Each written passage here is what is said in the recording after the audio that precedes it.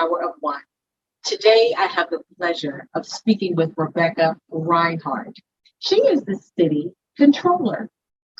It is good for you to understand who holds office and what people do for us living in the city of Philadelphia. I didn't know what the city controller did, what the responsibilities are, but today we are going to find that out. Welcome to the show, Rebecca. Rebecca, please tell me your role in the city of Philadelphia and how long you've been in that role. Sure. So I am the elected city controller of Philadelphia. And the city controller is the financial watchdog of the city, the audit function. I have been in this role since January 2018. I was first elected in 2017 and am the first woman ever to be the city controller of Philadelphia. Thank you. Okay. Now, and so you said it is an elected position. Yes. Yes, so it's elected. In everything. Sorry? It was on a ballot when we were voting? Absolutely. It was on a ballot. I decided to run in 2017. I ran against a long-term incumbent who had been in office for a very long time.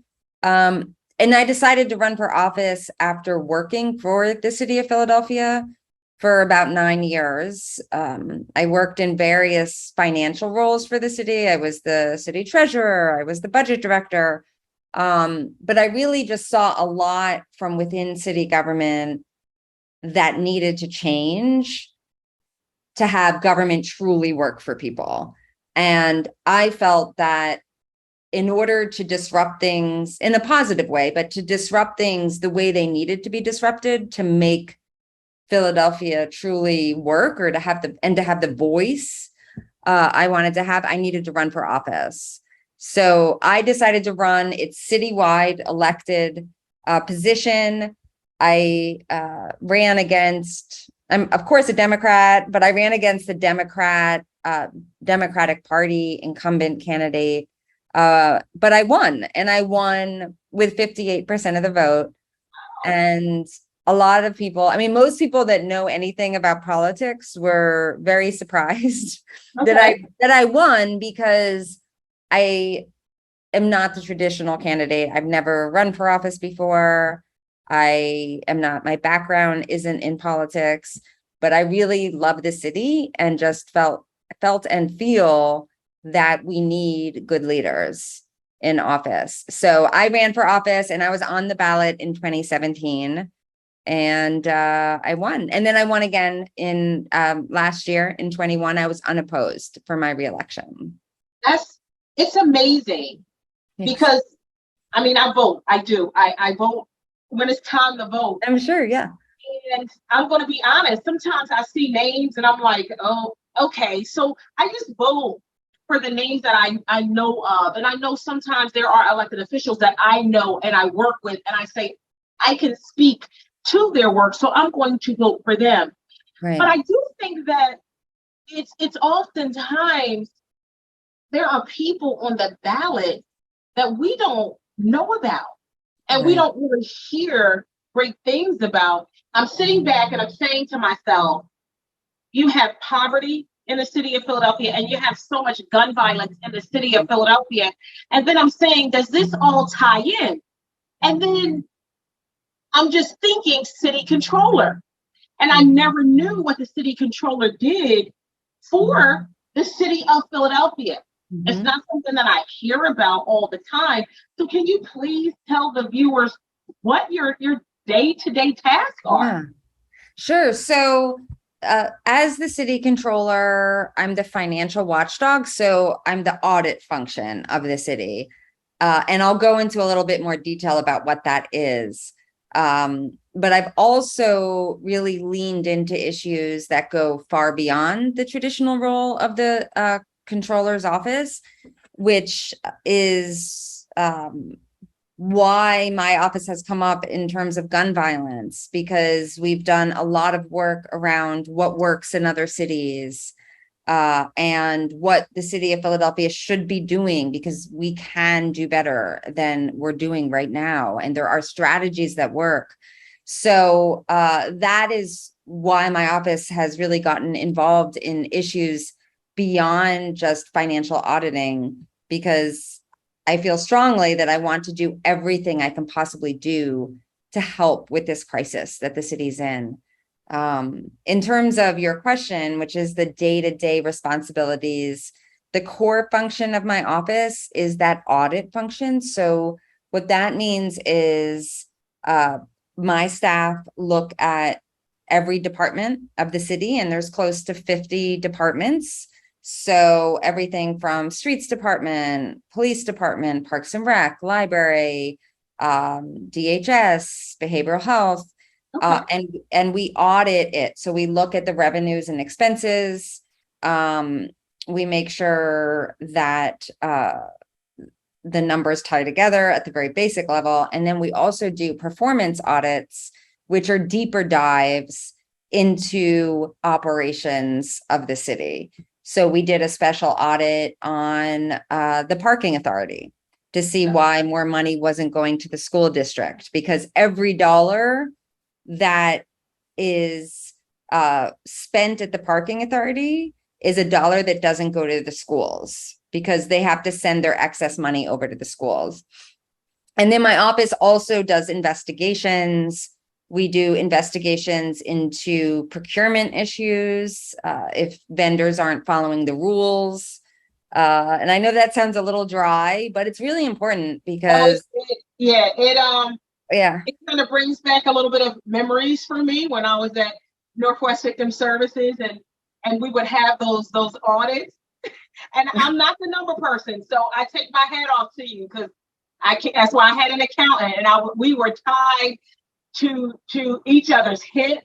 Yeah. So I get it, where I understand that every dollar has to be accounted for. So I get it. Even though when I saw those emails, I was like, oh, this is not going to be a good week. Like, we're being audited. I get it. Yeah, I get it.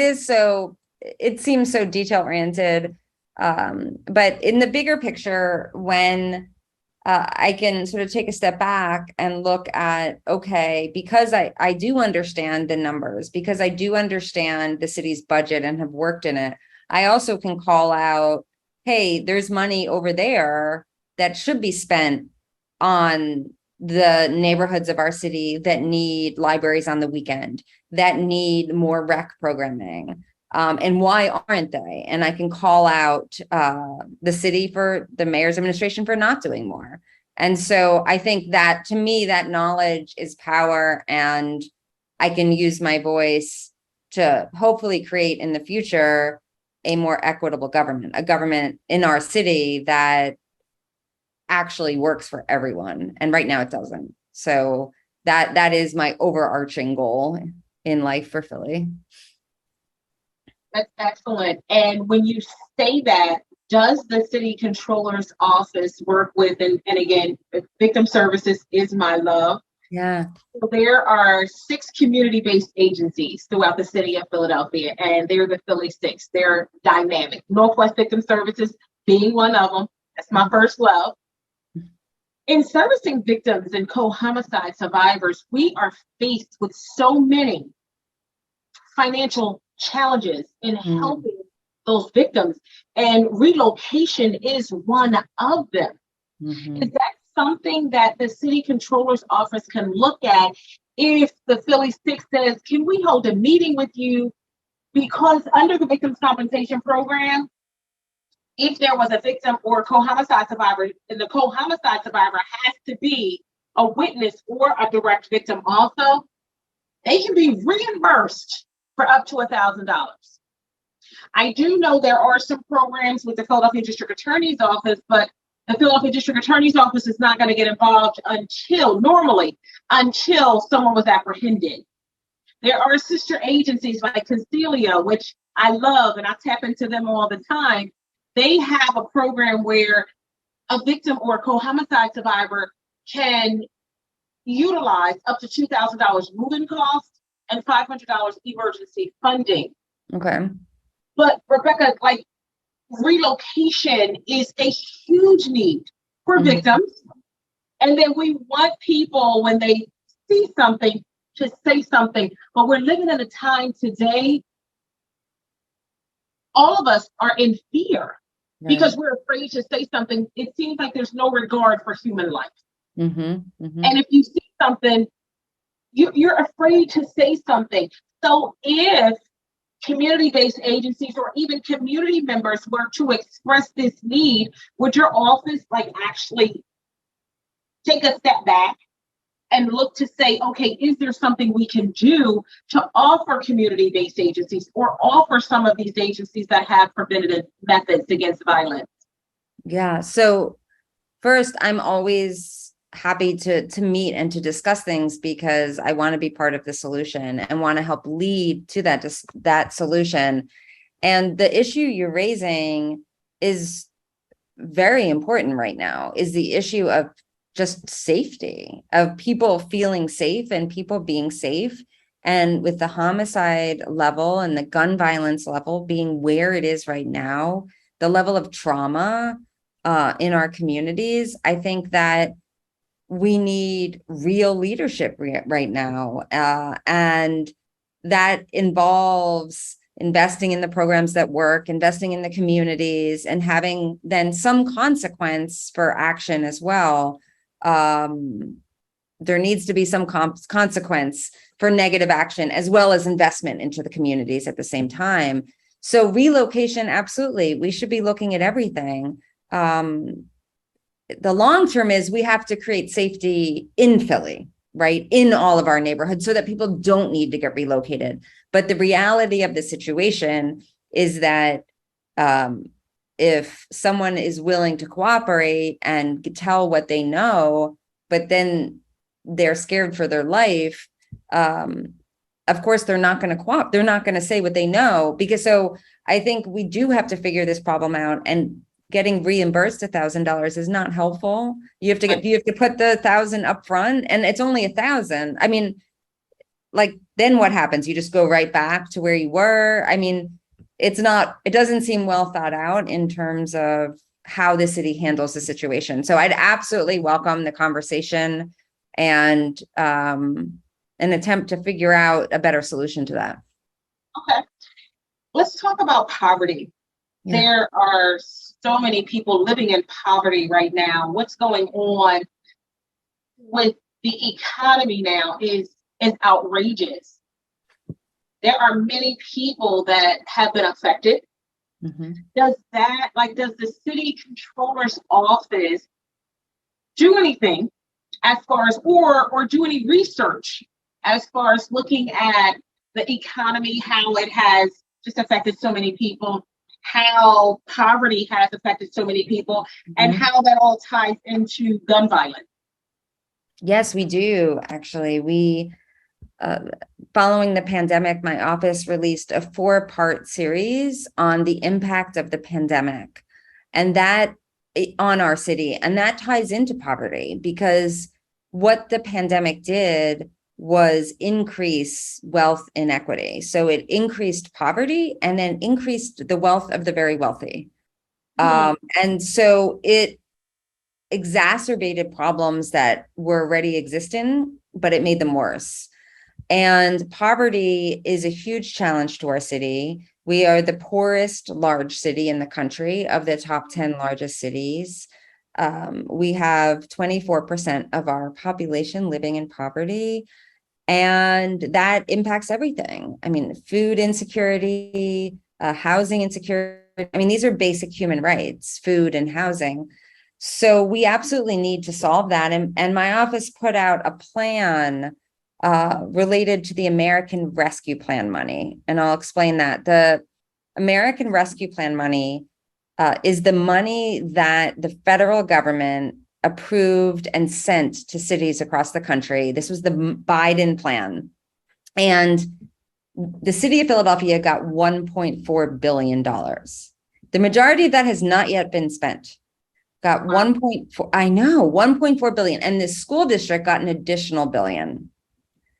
Now, I released a plan that said, okay, we should put a certain amount towards tax shortfalls. Of course, we need to fix the budget, but then there's extra remaining, and we need to tackle the city's most pressing issues: poverty, gun violence, economic development, opioid addiction.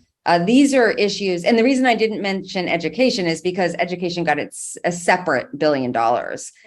And what my office recommended, and what I believe, is we need to try everything related to poverty. I mean, part of it's related to jobs and opportunity. It's fixing the school system.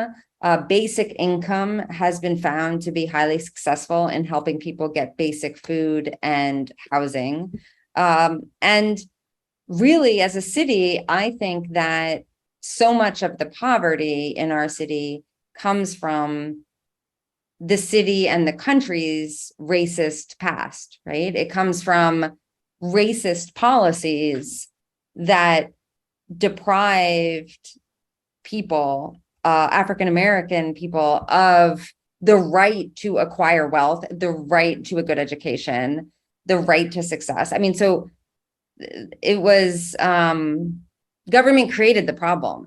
This is the way I look at it. So I feel like government needs to be a big player in solving it. And so the gun violence happens where the poverty is greatest. That is not surprising. I mean, the level of trauma that comes from with poverty, that comes from not having the ability to get good jobs. I mean, this is all not anything new to you, of course, but it's something I think it's important to say out loud, because we need to state it. We need to say, give a name to it and say, look, this was racist. And you can't just say, okay, like everything's fine after decades and decades of racism built into policies. Now we need to fix it.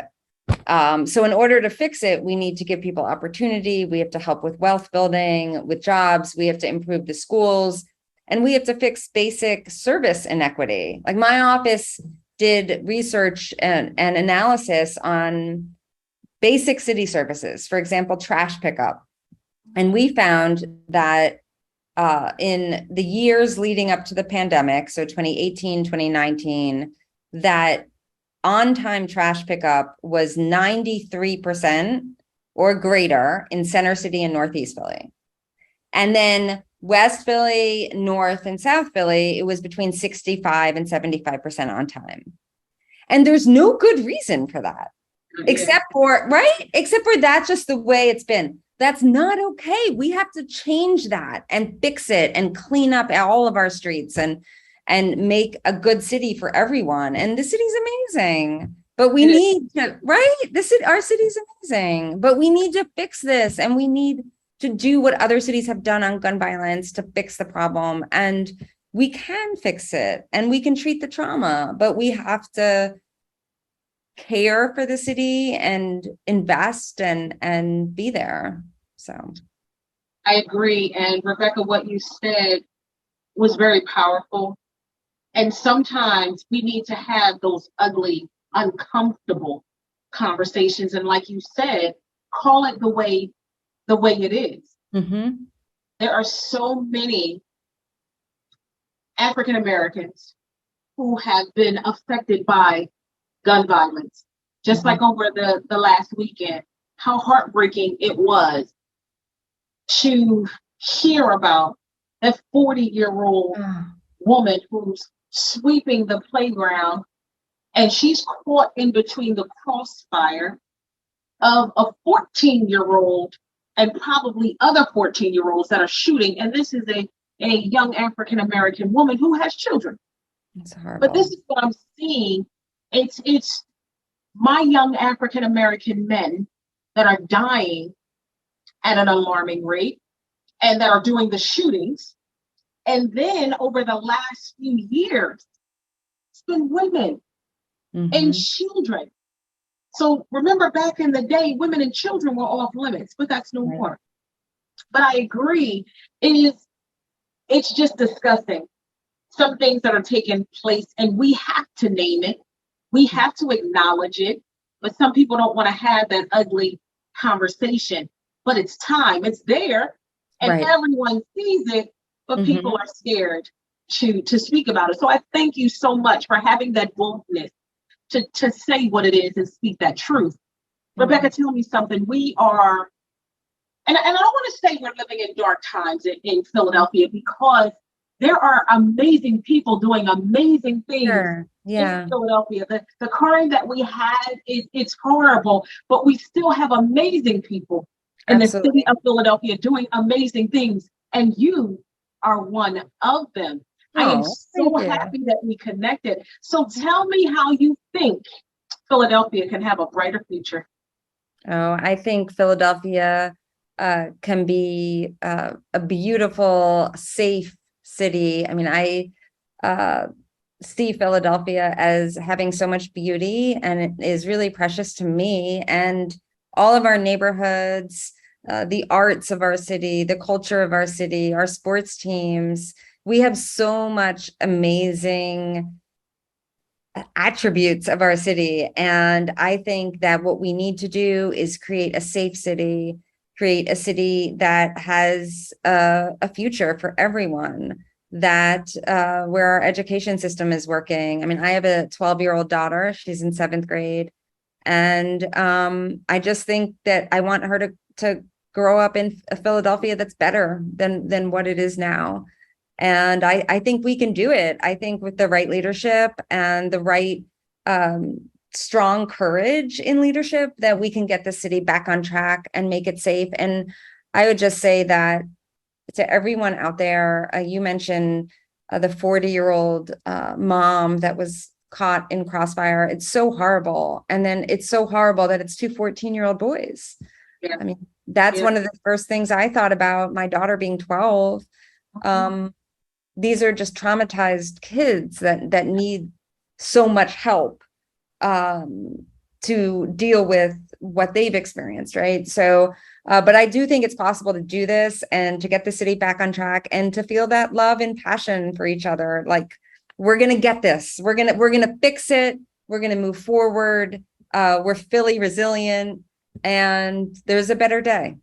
That sounds good. And we need it, because Mhm. I don't want to have to. I have two sons. They're 26 and 28. But when they walk out the door, I'm like, listen, just send me a smiley face. Well, my youngest, he's married, has 3 children, my grandbabies there. They're, Aw. so I didn't think it would be possible to love anymore. My two Yeah. sons and I were like this. So Yeah. I didn't think it would be possible to love any harder. But when I had my grandbabies, they melt my heart. But it's just a shame. It's like, get home before it gets dark. But now that doesn't even matter, because all of the shootings and things that are taking place in the daytime. But I am with you, Rebecca. I am looking forward to that day where we can walk the streets of Philly no matter where we go. We're not fearful of our lives, and we're not fearful for our children to walk the streets of Right. Philadelphia, our grandchildren. So I agree. So Yes. I know we just met, but please understand, I am boots on the ground. Anybody that knows me knows that you can call me any time of day. Doesn't matter whether it's in the evening, holidays, weekends, I am there. Anything that I can do to help. Thank So you. please remember, the power of one starts with you, but I am ready to fight with you. Thank you so much for joining me today. Oh, thank you. Appreciate it. Thank you so much for joining me today. It's important for you to know who's running the city of Philadelphia. Look into that for yourself. Find out what is going on in the city of Philadelphia and how it affects you in the city of brotherly love and sisterly affection. We all need help to decrease crime. We all need help to decrease poverty. We have to help one another. But before we do that, we have to understand who holds office in our city and who is responsible for what. Thank you for joining me today. Peace and blessings.